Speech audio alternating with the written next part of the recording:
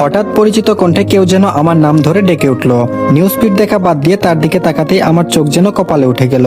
আজ 1 মাস পর আরোহীর সঙ্গে কলেজে এভাবে দেখা হবে সেটা কখনোই আশা করিনি। নিশ্চয়ই এই কলেজেই পড়ে। ধর ও পড়লেই কি না পড়লেই কি, ওর সঙ্গে কথা না বলাই ভালো। এসব ভেবে চলে আসতে যাব এমন সময় আরোহী আমার সামনে এসে বলতে লাগলো, কেমন আছেন? আমি আরোহীর কথাতে কোনো রেসপন্স না করে চলে আসতে যাব তো আমার পথ আটকে আরোহী বলে উঠলো, সেদিন আপনার চলে যাওয়ার কথা শুনে কেন জানি নিজের চোখে জল আটকাতে পারিনি। নিজেকে অনেক অপরাধী বলে মনে হয়েছে। আমার জন্মদিনে আপনার সঙ্গে মিসবিহেভ না করলে হয়তো আমাদের বাসা থেকে এভাবে নিশ্চয়ই আসতেন না। আমি বললাম, আমাকে তাড়ানোর জন্যই তো উঠে পড়ে লেগেছিলেন, এখন আপনাদের বাসা ছেড়ে চলে আসছি, এতে তো খারাপ লাগার কোনো কথা না। আরোহী বলল, আমার একটা ভুল ধারণার জন্য আপনার সঙ্গে মিসবিহেভ করেছি, সেই ভুলটি এখন বুঝতে পেরেছি। আমি নিশ্চুপ হয়ে দাঁড়িয়ে রইলাম। আরোহী বলল, আপনি চাইলে আবার আমাদের বাসায় থাকতে পারেন, আমার কোনো সমস্যা নেই। এবার আমি কথা দিচ্ছি আপনার সঙ্গে আর কোনো মিসবিহেভ করব না।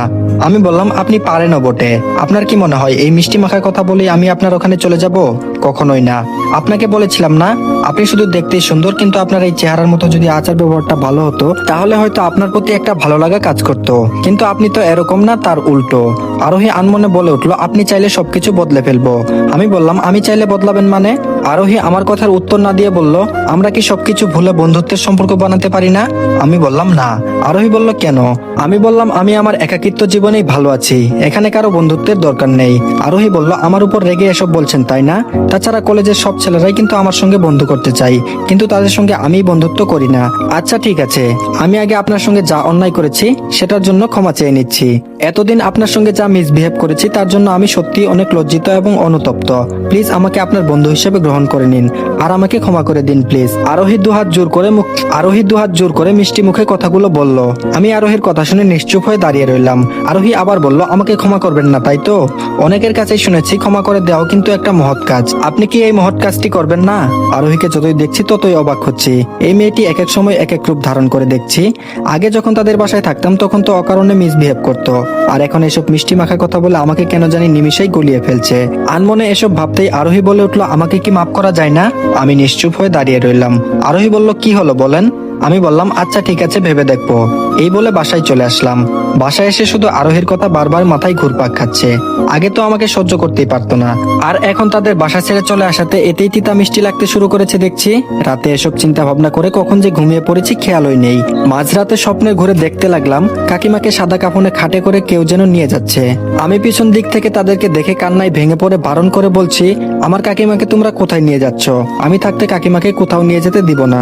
কেউ আমার কথা কানেই নিচ্ছে না। তারপর কোনো উপায় না পেয়ে জোরে কাকিমা বলে চিৎকার মারতেই ঘুম ভেঙে গেল।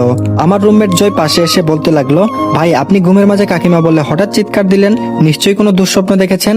আমি বললাম, ভাই পানি হবে একটু? বলা মাত্রই সামনে এক গ্লাস পানি নিয়ে এলো। তারপর পানিটুকু খেয়ে জয়কে বললাম, হ্যাঁ ভাই, অনেক বড় একটা দুঃস্বপ্ন দেখেছি। আসলে এই পৃথিবীতে আমার আপনজন বলতে আমার কাকা কাকিমা, তারাই আমাকে আদর যত্নে বড় করেছেন। আজ প্রায় 1 বছর হয়ে গেল তাদের সঙ্গে আমার কোনো যোগাযোগ নেই। জয় বলল, তাদেরকে ছেড়ে ঢাকা শহরে পড়ে আছেন কেন? আমি বললাম, সে এক লম্বা কাহিনী। জয় বলল, বলেন না ভাই, কি কাহিনী? আমি বললাম, এখন না ভাই, আরেকদিন সময় নিয়ে বলবো নে। তারপর জয় বলল, আচ্ছা ঠিক আছে ভাই, আমি অবশ্যই আপনার গল্পটা শুনবো। এখন আপনার ঘুমের প্রয়োজন, ঘুমিয়ে পড়েন। আমি বললাম, বাকি রাতটুকু ঘুমাতে আর পারলাম না। ফজরের আজান শুনে বিছানা থেকে উঠে অজু করে মসজিদে নামাজ পড়তে গেলাম। কতদিন আগে যে নামাজ পড়তে গিয়েছিলাম তার ঠিক এখনো মনে নেই। নামাজ শেষ করে আল্লাহর কাছে মোনাজাতে বললাম, হে আল্লাহ, তুমি আমার কাকা আর কাকিমাকে ভালো রেখো। তারা হয়তো আমার রক্তের কেউ না, তারপরেও তারা আমার আপনজন। তারা যে অবস্থায় থাকুক না কেন ভালো থাকে যেন। এইটুকু বলে সংক্ষিপ্ত মোনাজাত পরে মসজিদের বাইরে চলে আসলাম। ইতিমধ্যে বাইরের সূর্যের আলোয় রক্তিম হয়ে উঠেছে। বাসায় এসে কেন জানি মনে হলো কাকিমার সঙ্গে কথা বলা দরকার। পুরাতন সিমটা ওপেন করে ফেললাম। এর আগেও অনেকবারই ওপেন করেছি, কিন্তু তাদের কোনো ফোন দেওয়ার ইচ্ছা হয়নি। কিন্তু আজ দিতে হচ্ছে, তো তানিশার কাছে ফোন দিলাম। 2-1 বার রিং হওয়ার পর তানিশা ফোনটা রিসিভ করেই বলল, হ্যালো, কে বলছেন? আমি বললাম, কাকিমার কাছে ফোনটা দেন। আমার কণ্ঠ শুনেই তানিশা বলল, ভাই তুই কেমন আছিস? কতদিন ধরে তোর নাম্বারে কল দিয়েছি তার কোনো হিসাব নেই, কিন্তু প্রতিবারই ফোন বন্ধ দেখাই। ফোনটা কেন বন্ধ করে রেখেছিস বলতো? তানিশা একসঙ্গে অনেকগুলো কথা বলে উঠলো। তারপর তানিশার কথার উত্তরে বললাম, আপনার সঙ্গে কথা বলার কোনো ইচ্ছা আমার নেই। এখন যদি কাকিমার কাছে ফোনটা না দেন তো কথা না বাড়িয়ে লাভ নেই, ফোনটা রাখছি। কিছুটা রেগেই কথাগুলো বললাম। তারপর তানিশা বলল, মাকে ফোন দিচ্ছি, তবুও ফোন রাখিস না। কাকিমার হাতে ফোন দিবার পর কাকিমা কান্না করে বলে উঠলো, বাবা কেমন আছিস? আমি বললাম আলহামদুলিল্লাহ ভালোই, তোমরা কেমন আছো? কাকিমা বলল, তুই কি আমাদের ভালো রেখেছিস? আমি নিশ্চুপ হয়ে রইলাম। কাকিমা আবার বলল, বাবা অনেকদিন তো বাইরে থাকলি, এবার চলে আয় না বাপ, তোকে ছাড়া বাড়িটা কেমন শূন্যতায় ভরে গেছে। কাকিমার কথা শুনে আমি কোনো জবাব না দিয়ে নিশ্চুপ হয়ে রইলাম। কাকিমা বলল, তোকে খুঁজতে তোর কাকাই ঢাকা পর্যন্ত খুঁজে আসছে, কিন্তু তোর কোনো সন্ধান ও পাইনি। কোথায় আছিস আর কি করছিস কিছুই জানতে পারিনি। বাবা আমাকে বল না তুই কোথায় আছিস। আমি বললাম, সরি কাকিমা, সম্ভব না। ছোট থেকেই তোমাদেরকে অনেক বিরক্ত করে আসছি, তাই এখন ভাবছি বাকি জীবনে একাকিত্বই কাটিয়ে দিব। তাছাড়া আমার তো কোনো অধিকার নেই তোমাদের ওখানে থাকবো। হাজার হোক আমি তো তোমাদের রক্তের কেউ না। আমার কথাটা শোনা মাত্রই কাকিমা কান্নায় ভেঙে পড়লো। তারপর বললো, তোকে ছোট থেকে বড় করেছি এসব শোনার জন্য? আমি জানি তোর একটু জিদ বেশি, এর জন্য কি তুই আমাদের ছেড়ে সারা জীবন কাটিয়ে দিতে পারবি? তুই হয়তো আমাদের ছাড়া ভালো আছিস, কিন্তু আমরা তোকে ছাড়া ভালো নেই, সেটা বুঝিস না? কাকিমার কথা শুনে আমি আবারও চুপ করে থাকলাম। কাকিমা আবার বলল, বাবা তুই আর জিদ করে বাইরে থাকিস না, তোকে ছাড়া সত্যি আমরা ভালো নেই। এভাবেই কাকিমার সঙ্গে ফোনে কথা বললাম। পরিশেষে বললাম, কাকিমা ভালো থেকো আর নিজের যত্ন নিও, রাখছি। এটুকু বলেই কাকিমা বলল, তানিশা তোর সঙ্গে কথা বলতে যাচ্ছে, কথা বল। কাকিমা এই বলে তানিশার হাতে ফোনটা দিল। তানিশা হ্যালো বলা মাত্রই ওপাশ থেকে লাইন কেটে দিল। তানিশা মন খারাপ করে তার মাকে বলতে লাগলো, মা ও আমার সঙ্গে কথা না বলেই ফোন কেটে দিল। আজ প্রায় 1 বছর পর ফোন দিল, অথচ আমার সঙ্গে কথাই বললো না। কাকিমা বলল, থাক মা, মন খারাপ করিস না। তুই বোন হয়ে ওকে অনেক বাজে কথা বলেছিস দেখেও ও তোর উপর অভিমান করে আছে, আজও কথা বললো না এজন্যই। ইতিমধ্যে তানিশা কান্না শুরু করে ফেলেছে। তানিশার কান্না দেখে তার মা সান্ত্বনা দিতে দিতে বলল, আবার যখন ফোন দিব তখন রনিকে বুঝিয়ে বলবো যেন তোর সঙ্গে কথা বলে। পাগলি মেয়ে, ভাইয়ের জন্য যখন এতই খারাপ লাগছে তো সেদিন কেন ঝগড়া করতে গেলি? তানিশা কান্না করে বলল, মা আমার ভুল হয়েছে, এবার ফিরে আসলে কখনো ওর সঙ্গে আর ঝগড়া করব না। অপরদিকে আমি মনে মনে ভাবতে লাগলাম, তানিশার সঙ্গে একটু কথা বললে হয়তো ভালো হতো। পাগলিটা নিশ্চয়ই আমার আচরণে কষ্ট পেয়েছে, পেলেই বাকি, বেঁচে থাকলে ওর সঙ্গে কথাই বলবো না। আজও তার বলা বাজে কথাগুলো আমার কানে ভাসে। এসব ভাবছি, এর মধ্যে মেসেজের শব্দে ধ্যান ভেঙে গেল। তারপর মেসেজটি ওপেন করে পড়তে লাগলাম। কেমন আছো তুমি? নিশ্চয়ই ভালো নেই, পরিবার ছাড়া কজনেই বা ভালো থাকতে পারে। সেদিক থেকে তুমিও ভালো নেই সেটা আমি জানি। তোমার 2 বছরের ভালোবাসাটা আমি বুঝতে পারিনি। কি করব বলো? যখন তোমাকে ভালো লাগতে শুরু করলো ঠিক তখন ওই যে দুর্জয় আমাদের মাঝে এমন একটা দেয়াল তৈরি করবে সেটা আমি কোনোদিন কল্পনাও করিনি। মাঝখানে তোমাকে শুধু ভুল বুঝে গেলাম, জানি না ক্ষমা করবে কিনা, তারপরও বলবো প্লিজ আমাকে ক্ষমা করে দাও। তোমার সঙ্গে না বুঝে অন্যায়টা করে ফেলেছি। বিশ্বাস করো, সত্যটা জানার পর তোমাকে অনেক খুঁজেছি, কিন্তু কোথাও পাইনি। আব্বু অনেক অনুশোচনায় ভুগছেন। প্লিজ এবার গ্রামে ফিরে আসো, জিদ করো না, আমি তোমার অপেক্ষায় থাকবো। কথাগুলো ফোনেই বলতাম, কিন্তু সাহস পাচ্ছিলাম না, তাই মেসেজে বললাম। মেসেজটা পরে কেমন জানি ঘোরের মধ্যে পড়ে গেলাম। আজ সিমটা ওপেন করতে অচেনা নাম্বার থেকে কে এসব মেসেজ দিচ্ছে? হৃদিতা নয় তো? কৌতূহলবশত সেই নাম্বারে কল দিলাম। ফোনটা রিসিভ করে ওপাশ থেকে যখন হেলো শব্দটি আসলো তখন বুঝতে আর বাকি রইল না কে এটা। তারপর কথা না বলে দ্রুত লাইন কেটে দিলাম, আর ওপাশ থেকে অবিরাম কল আসতেই লাগলো। এক পর্যায়ে সিমটাই অফ করে রেখে দিলাম। এখন হয়তো হৃদিতার সামনে সত্যটা প্রকাশ হয়েছে, এর জন্য আমাকে খুঁজছে তার ভুলের ক্ষমা চাওয়ার জন্য। কিন্তু আমি তো তাকে ক্ষমা করব না। গ্রামবাসীর সামনে আমাকে অনেক অপমান অপদস্থ করেছে, আর সেটা এত তাড়াতাড়ি কিভাবে বলি? একটা সময় হৃদিতাকে অনেক ভালোবাসতাম, ওকে নিয়ে স্বপ্নও ছিল, কিন্তু বর্তমানে হৃদিতার প্রতি একটু অনুভূতি জেগে নেই। সবগুলোকে মেরে ফেলেছি। যে কিনা অল্পতেই ভুল বুঝে, সত্য মিথ্যা বাছাই না করেই ভুল বুঝে। তারা শতবার ক্ষমা চাইলেও আমার কাছ থেকে কখনো সেটা পাবে না। সত্যটা জানার পর হয়তো হৃদিতা আমাকে পাগলের মতো খুঁজছে। আফসোস আমাকে পায়নি। আজ সত্যি তাদের কর্মকাণ্ড দেখে অনেক খারাপ লাগছে। যাই হোক, হৃদিতা আমাকে যত যাই করুক না কেন, তাকে কখনো ক্ষমা করব না। আর ভালোবাসার কথা জানতে চাচ্ছেন তো, সেটা সেদিনই শেষ। এখন নতুন করে হৃদিতার প্রতি কোনো অনুভূতি জন্ম নেয়নি, আর নিবেও না। এইভাবে দিনকাল কাটতে লাগলো। কিন্তু কদিন ধরে লক্ষ্য করছি আরোহী আমার সঙ্গে বন্ধুত্বের সম্পর্ক গর্বে দেখে উঠে পড়ে লেগেছে। যতই তাকে এড়িয়ে চলি ততই পিছু লেগে থাকে। সেদিনের ঘটনা, ক্লাস শেষ করে জুবাইরের সঙ্গে কলেজের মাঠে আড্ডা দিতেছিলাম। আরোহী হুট করে সামনে এসে বলল, এই আপনার সমস্যা কি? যখনই আমাকে দেখেন তখনই এড়িয়ে চলে যান কেন? আরোহীর কথার উত্তর না দিয়ে জুবাইরকে বললাম, চললাম রে বন্ধু, এখানে আর ভালো লাগছে না। এই বলে সেখান থেকে চলে আসতে যাব, তার আগেই আরোহী আমার পথ আটকিয়ে বলল, খুব ভাব হয়েছে আপনার, তাই না? আমি কিছুটা রেগে বললাম, সামনে থেকে সরো। আরোহী বলল, এমন করছেন কেন? বন্ধুত্বের সম্পর্ক তো করতে বলেছি, এতে কি সমস্যা? আমি বললাম, সবার সঙ্গে বন্ধুত্ব করলে যে আপনার সঙ্গে বন্ধুত্ব করতে হবে এমন তো কোনো কথা নেই। তাছাড়া আপনি আমার পিছনে এত উঠে পড়ে লেগেছেন কেন? আমি কি কোনো সেলিব্রিটি পার্সন যে আমার সঙ্গে বন্ধুত্ব করতেই হবে? আরোহী বলল, আপনি তাহলে আমার সঙ্গে বন্ধুত্ব করবেন না? আমি বললাম না। আরোহী বলল, আপনি যদি রাজি না হন তাহলে কিন্তু লোকজনের হাতে গণপিটুনি খাওয়াবো। আমি কিছুটা হেসে বললাম, কিভাবে? আরোহী চিৎকার মেরে বলতে লাগলো, দাঁড়ান দেখাচ্ছি। আরোহী বলল, কে কোথায় আছো? আমাকে এই বকাটে ছেলের হাত থেকে বাঁচাও। এই রে সেরেছে। আরোহী যেভাবে লোকজন ডাকতে লেগেছে, আমার তো হাড্ডি গুড্ডি মার খাইয়ে এক করে ফেলবে। না, একটা ব্যবস্থা করতেই হবে। আরোহী বলল, কে কোথায় আছো? আমাকে এই বকাটের হাত থেকে রক্ষা করো। আমি বললাম, প্লিজ থামুন, নয়তো লোকজন এসে গেলে মহাবিপদে পড়ে যাব। আরোহী আরো ফাজলামো করে বলতে লাগলো, রাজি না হলে বলতেই থাকবো। কেউ কোথায় আছো? জলদি এখানে আসো প্লিজ। আমি একটু রেগে বললাম, থামতে বলছি কিন্তু। আরোহী বলল, না থামবো না, কে কোথায় আছো চলে আসো। কথাটা বলতেই ঠাস করে আরোহীর গালে থাপ্পড় মেরে দিলাম। বেশ, আরোহী আমার দিকে এক পলক তাকিয়ে ছোট বাচ্চাদের মতো এ করে কান্নায় বলল, আপনি আমাকে থাপ্পড় মারলেন? আমি বললাম, সরি, আসলে আমি বুঝতে পারি নাই থাপ্পড়টা এত জোরে লাগবে। এই সেরেছে। আরোহী যেভাবে ছোট বাচ্চাদের মতো কান্না করছে, একে কিভাবে চুপ করাবো? আরোহী কান্না করতে করতে বলল, আমি থানায় গিয়ে আপনার নামে মামলা করব, আপনি আমাকে থাপ্পড় মেরেছেন। আমি বললাম, প্লিজ এসব মামলা টামলা করেন না, দরকার পড়লে আপনি আমাকেও থাপ্পড় মারতে পারেন। আরোহী বলল, আপনি আমাকে থাপ্পড় মেরেছেন, আর আপনাকে তো আমি জেলের ভাত খাইয়েই ছাড়বো। আরোহী লক্ষ্য করলো তার এসব কথা বলাতে সে ভয়ে চুপসে গেছে। সেটা দেখে আরোহী আরো একটু অভিনয় করে বলেছে। আমি বললাম, কি মুশকিল, আপনি তো আমাকে রাগিয়ে দিলেন, নয়তো কি আর আপনাকে থাপ্পড়টা মারতাম? আরোহী বলল, আমি এখনই থানায় যাচ্ছি আপনার নামে কেস করতে, দাঁড়ান। আমি বললাম, এই দাঁড়ান, কোথায় যাচ্ছেন? আরোহী ভাব দেখিয়ে বলল, কেন থানায়? আমি বললাম, ইয়া মানে নিজেদের ফ্রেন্ডলি দুষ্ট মিষ্টি চট থাপ্পড়ের জন্য কি থানায় যেতে হবে? দরকার পড়লে আপনিও আমাকে মারতে পারেন, তবু এসব থানা পুলিশে যায়েন না। এইদিকে আরোহী এসব কাণ্ড দেখে নিজের হাসি চেপে রাখতে পারছে না, তবুও নিজের হাসি চেপে রেখে বলছে, আমি আপনার কোনো কথা শুনছি না। জেলের ভাত যখন পেটে পড়বে, তাছাড়া পুলিশ মামতো পিটুনি দেওয়ার জন্য আছেই, তখন বুঝবেন থাপ্পড় মারার কেমন শাস্তি। আমি বললাম, আমরা তো একই কলেজে পড়ি, তো সেই হিসাব অনুযায়ী আমরা ফ্রেন্ড হই না। একটু ভুল করে ফেলেছি, তাই বলে থানায় যাবেন? আচ্ছা ঠিক আছে, চলুন, আমি আপনার সঙ্গেই থানায় যাব। তারপর আরোহী বলল, হ্যাঁ তাই চলুন। আমি বললাম, আপনি আমার হাত ধরলেন কেন? আরোহী বলল, থানায় যাবার আগেই যদি পালিয়ে যান। আমি বললাম, আচ্ছা ঠিক আছে চলুন। তারপর আরোহীর সঙ্গে তাল মিলিয়ে যেতে লাগলাম। এই সেরেছে, আরোহী তো সত্যি সত্যি আমাকে থানার দিকে নিয়ে যাচ্ছে। না, একটা ব্যবস্থা করতেই হবে। আমি বললাম, ইয়ে মানে আমরা কি সত্যিই থানায় যাচ্ছি? আরোহী নিজের মধ্যে হাসিটা চেপে বলল, হ্যাঁ অবশ্যই। আমি বললাম, ইয়ে মানে আজ না গেলে হয় না? আরোহী বলল, ও আচ্ছা, আপনি তাহলে আজ যাবেন না কাল যাবেন? আমি বললাম, হ্যাঁ কালকেই যাব। এবার আমি আসি। তড়িঘড়ি করে চলে আসতে যাব, বেশ সামনে 2 পা ফেলতে আরোহী ফিক করে হেসে উঠলো। এই মুহূর্তে আরোহী তো হাসার কথা না, তাহলে হাসছে কেন? বিষয়টি জানতে পেছন দিকে তাকাতেই আমি যেন বেকুব বনে গেলাম। এই মেয়ে তো দেখছি হাসতে হাসতে গড়াগড়ি খাচ্ছে। আমি বললাম, এই আপনি হাসতেছেন কেন? আরোহী বলল, আপনি এত বোকা কেন? হ্যাঁ? আমি বললাম, আমি আবার কি করলাম? আরোহী বলল, থানার কথা শুনে আপনি তো রীতিমতো ভালোই ভয় পেয়ে গেছেন দেখছি। আমি বললাম, ইয়ে মানে কই ভয় পাচ্ছি? আরোহী বলল, ভয় না পেলে তুতলিয়ে কখনো কথা বলতেন না। আমি নিশ্চুপ হয়ে দাঁড়িয়ে রইলাম। আরোহী বলল, থাক, আপনার নামে কোনো মামলা টামলা করবো না। অনেকটাই খুশি হয়ে আমি বললাম, সত্যি বাঁচালেন আমাকে। আরোহী বলল, ওহ, তার মানে আপনি সত্যি সত্যি থানা পুলিশে যেতে ভয় পান? আমি বললাম, বর্তমান যুগে থানা পুলিশ শুধু মেয়েদের কথাই শুনে।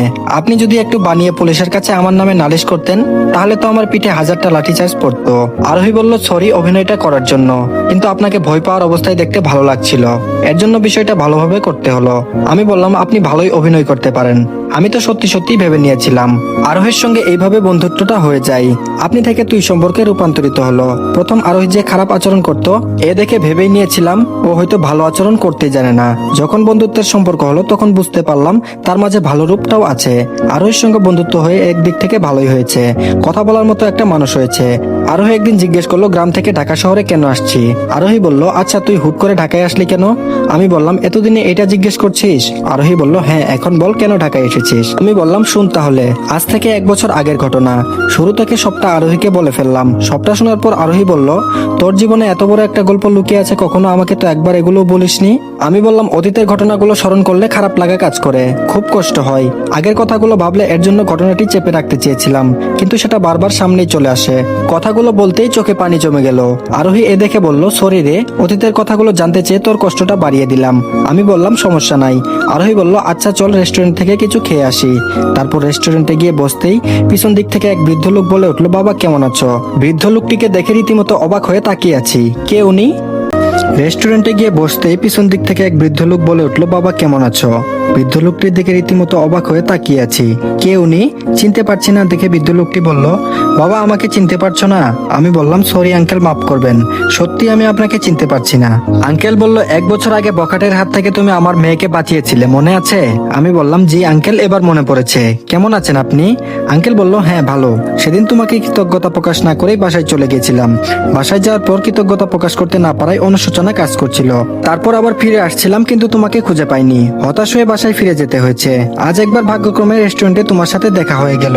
আমি বললাম সরি আঙ্কেল, আমি আসলে বুঝতে পারি নাই আপনি আমাকে এতটা খুঁজছেন, নয়তো আমি আপনার সঙ্গে দেখা করতে আসতাম। আঙ্কেল বলল না থাক, সেটা আর করতে হবে না। তো এখন কি করতেছো? আমি বললাম পড়াশোনা করছি এবং পাশাপাশি পার্ট টাইম জব করছি, এই আর কি।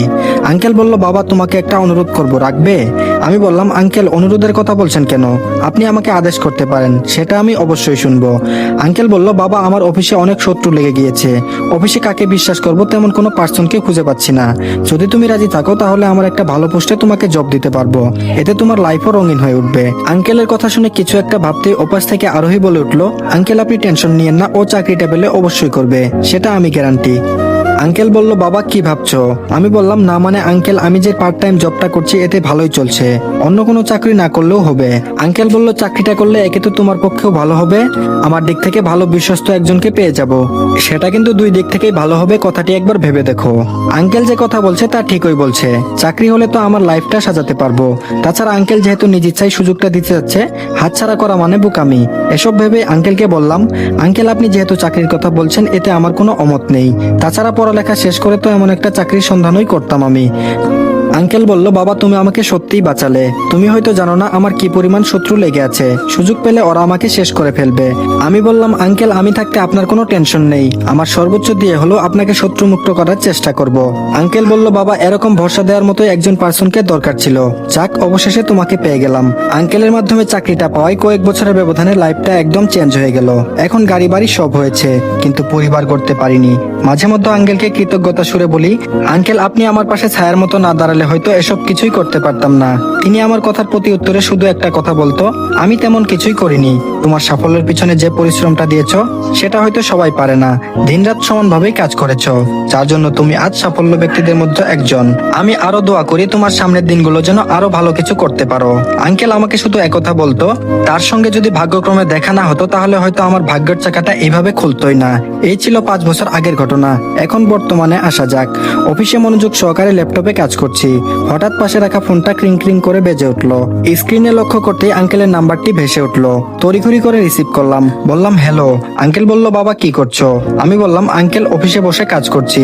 আঙ্কেল বলল তোমার যতই কাজ থাকুক না কেন কাল কিন্তু আমার মেয়ের বিয়েতে তোমাকে আসতেই হবে। আমি বললাম হ্যাঁ আঙ্কেল আমি অবশ্যই যাব। আঙ্কেল বলল আচ্ছা ঠিক আছে কাজ করো, কাল যদি আমার মেয়ের বিয়েতে তোমাকে না দেখি তাহলে কিন্তু বাবা আমি অনেক মন খারাপ করব। আমি বললাম আঙ্কেল আপনি যেহেতু বলেছেন তো আমি অবশ্যই যাব। আঙ্কেল বলল আচ্ছা ঠিক আছে রাখি।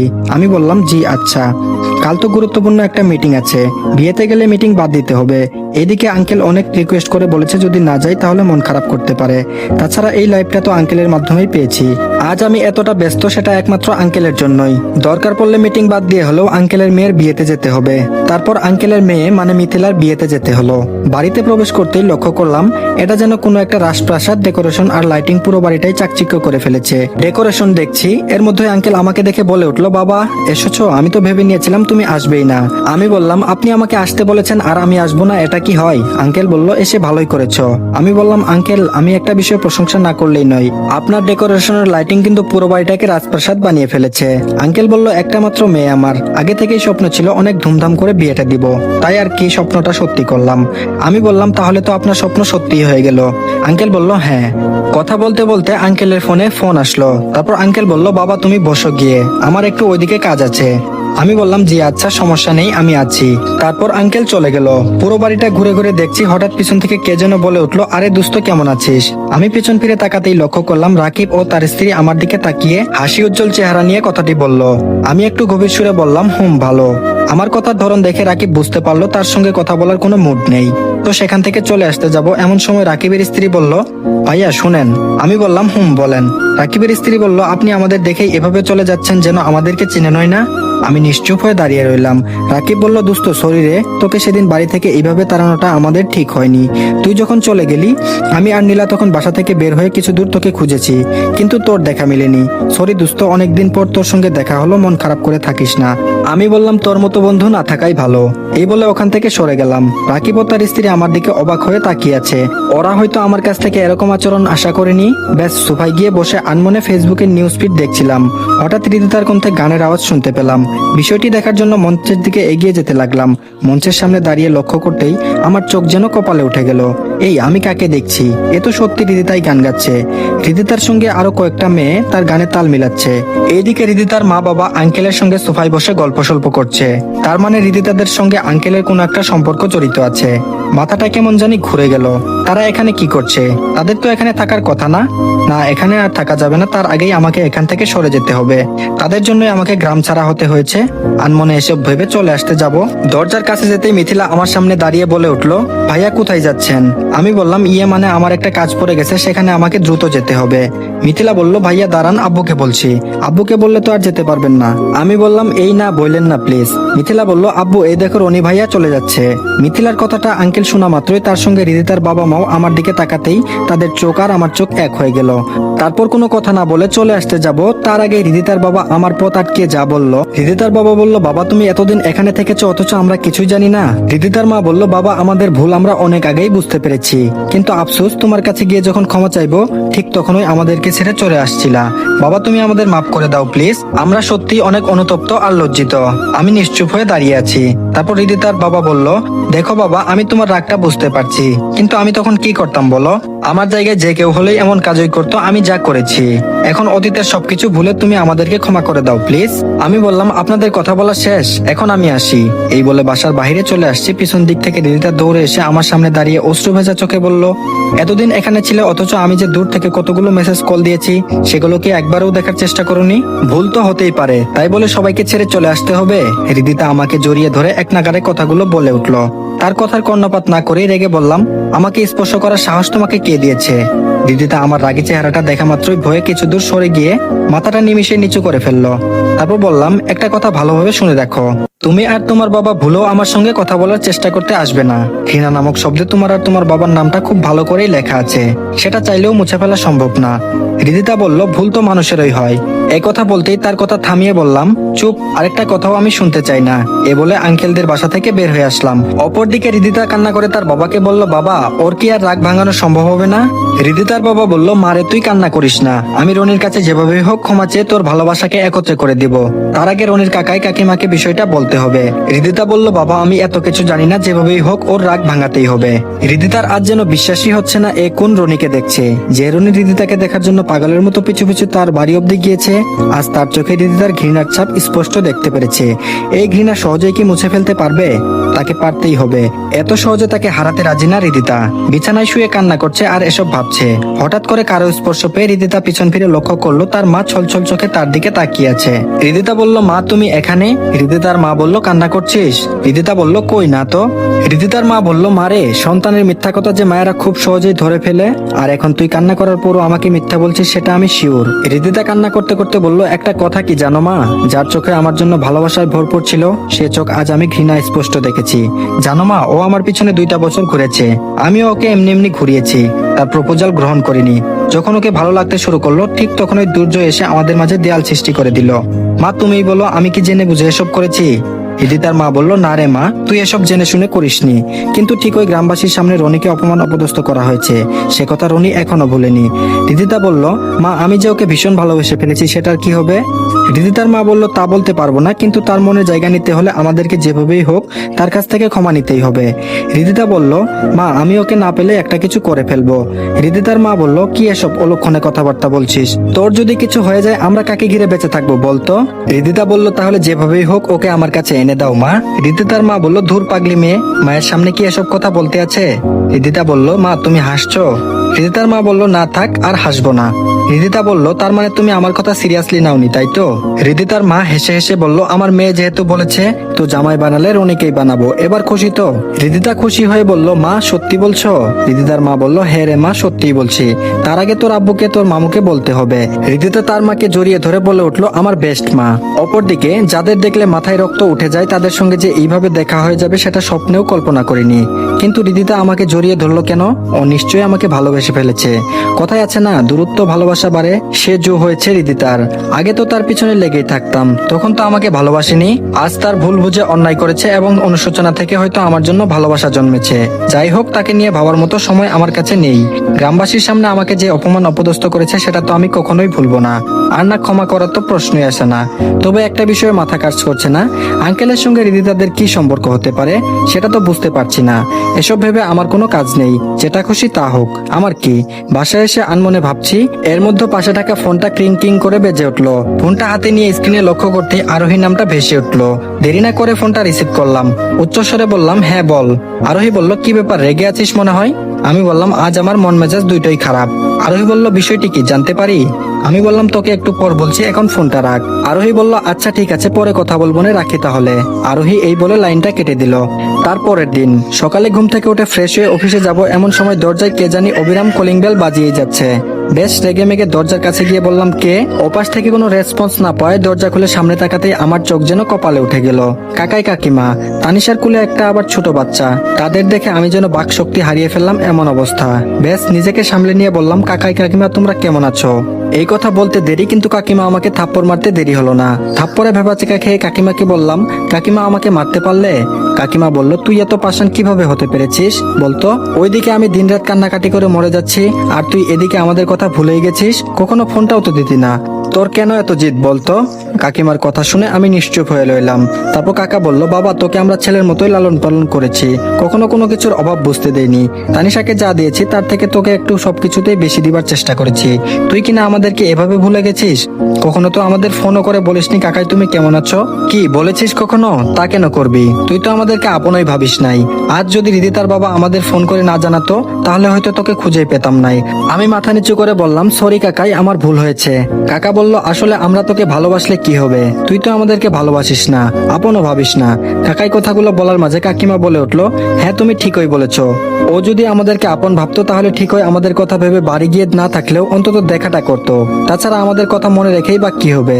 এখন তো ওর ছোট বোন নেই, অনেক বড় হয়ে গেছে, বাড়ি গাড়ি সবকিছুই হয়েছে তার। এখন কাকাই কাকিমা না থাকলেই বা কি, চলো আমরা বরং গ্রামেই চলে যাই। কাকাই বলল, হ্যাঁ সেটাই ভালো হবে, চলো। কাকাই কাকিমা তানিশা চলে যেতে ধরলো, তার আগে আমি দরজার সামনে গিয়ে বললাম, বললেই হলো, আমার বাবা আমাকে এত সহজে ছেড়ে দিব? ছেলে তো বাবা মার সঙ্গে অভিমান করবে, তাই বলে তার ছেলের সঙ্গে যে বাবা মা অভিমান করবে এটা কিন্তু ঠিক না। তারপর কাকিমা কান্না করে বলল, তুই অভিমান করে এত বছর আমাদের ছেড়ে থাকতে পারলে তো আমরা তোর সঙ্গে অভিমান করে থাকতে পারবো না?